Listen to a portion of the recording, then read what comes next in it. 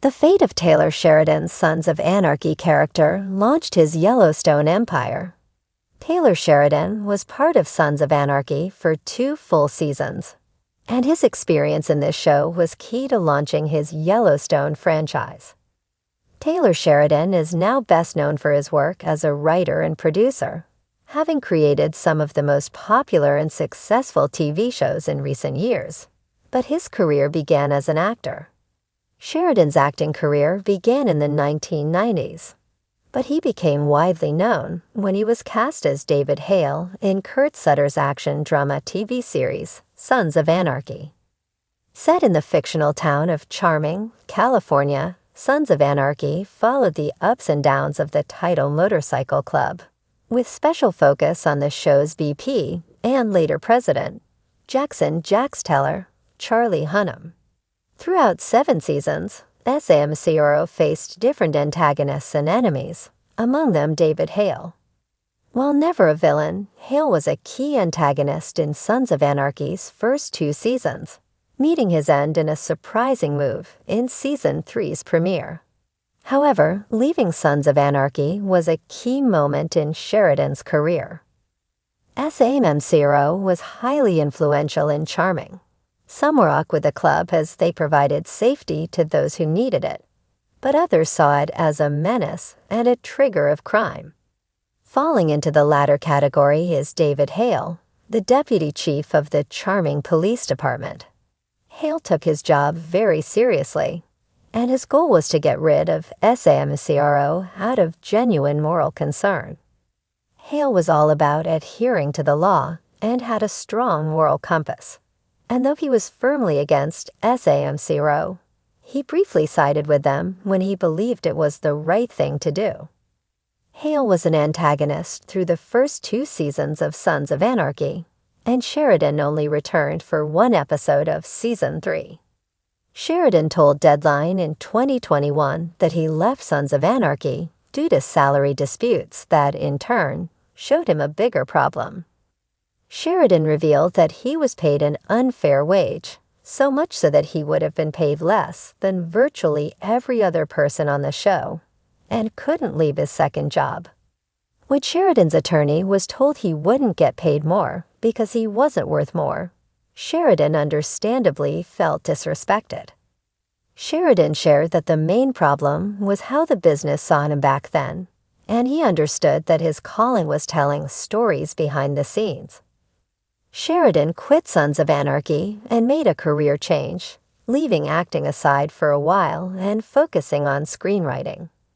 Sheridan's first project in this new era of his career was the movie Sicario, directed by Denis Villeneuve, and after more movies, he returned to TV with the neo-Western drama Yellowstone, which he co-created with John Linson. Sons of Anarchy Season 2 ended on both a cliffhanger and a tragedy. After killing half-sack Johnny Lewis, Cameron Hayes kidnapped Jax's baby son, Abel, and took him with him to Ireland.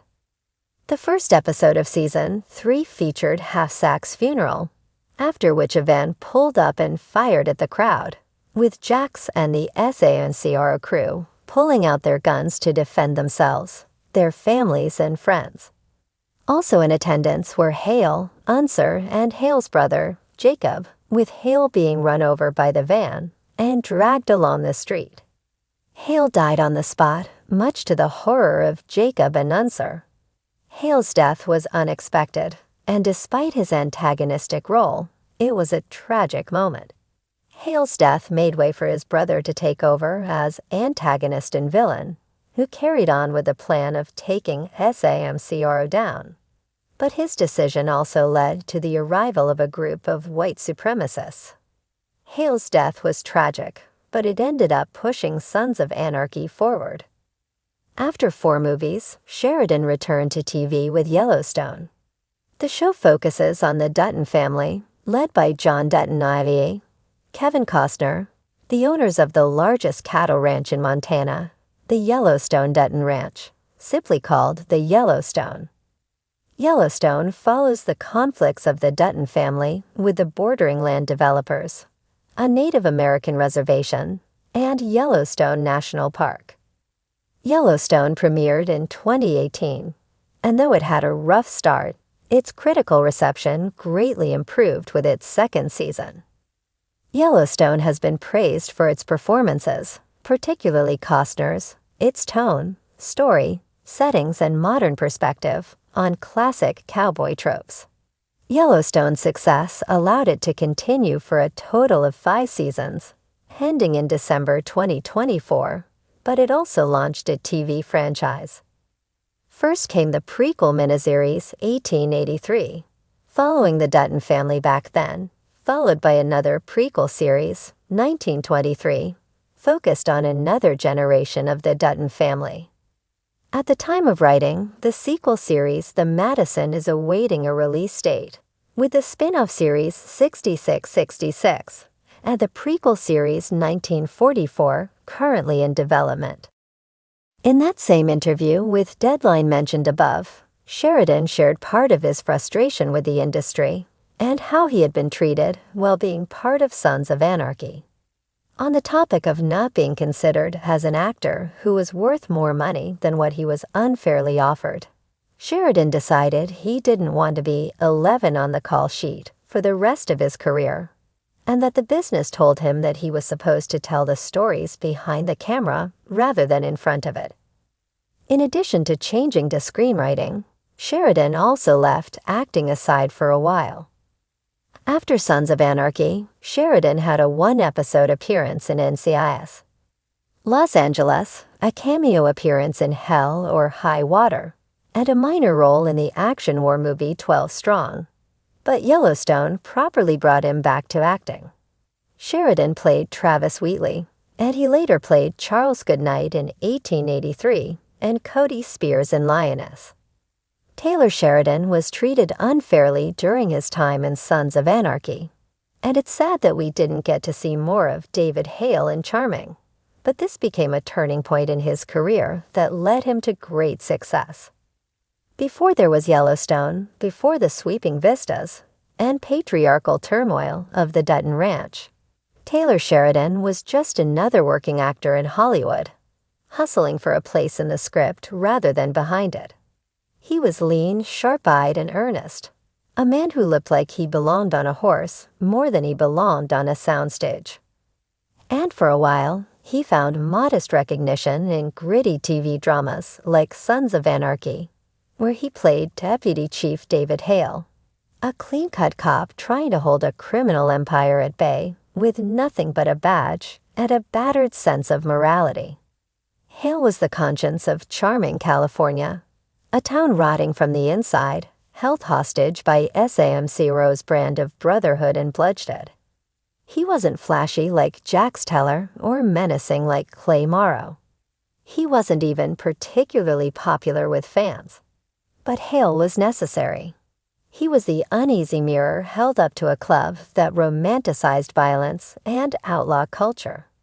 And then, in the first episode of Season 3, Taylor Sheridan's character was gone, struck down in the middle of the street by a van speeding into chaos. Just like that, Hale was dead. And so, in many ways, was Sheridan's acting career. It wasn't just the abruptness of the exit that stung, it was the meaning behind it. As the story goes, Sheridan had requested a modest pay bump after 2 seasons on the show. FX balked, he walked. His character was killed off, seemingly out of spite. Hollywood's message was loud and clear. He was expendable. Replaceable. Just another guy with a six-pack and a headshot. But that death, that dismissal, turned out to be the rebirth of a creator. I realized I was never going to have a real seat at the table unless I'd built the table myself, Sheridan would later say in interviews. He packed up his frustrations and moved to Texas, trading the hollow promises of Hollywood for the raw, unpolished silence of the American frontier. There he began to write, not for an audition, but for himself. What emerged was Sicario, a relentless, morally complex tale of cartels and corruption that left audiences breathless and studios clamoring. Then came Hell or High Water, a modern Western elegy to brotherhood and broken systems, earning Sheridan an Oscar nomination. These weren't just scripts. They were manifestos, gritty, grounded, unapologetically American. They screamed with the authenticity of someone who'd been rejected by the machine and had learned to hunt in the wild. But it was Yellowstone that would become the crown jewel in Sheridan's revenge story. Starring Kevin Costner as the indomitable John Dutton, Yellowstone was more than a prestige soap opera with horses. It was a searing portrait of power, land, and legacy. It was King Lear in cowboy boots. It was everything that Sheridan's character in Sons of Anarchy had fought for, a sense of law, order, and justice, reframed not through a badge, but through bloodlines and brandings. And yet, if you looked closely, Deputy Hale's ghost still lingered. You could see it in the tension between Case Dutton and the reservation, mirroring Hale's tightrope walk between justice and tribal tension. You could see it in Jamie Dutton's moral confusion, in Beth's rage against corruption, and in John Dutton's obsession with legacy. Sheridan had taken all the lessons he'd learned from the outskirts of Sons of Anarchy and retooled them into a mythic universe of his own making. In Sons, he played a man constrained by systems he couldn't change. In Yellowstone, he wrote characters who would burn those systems down.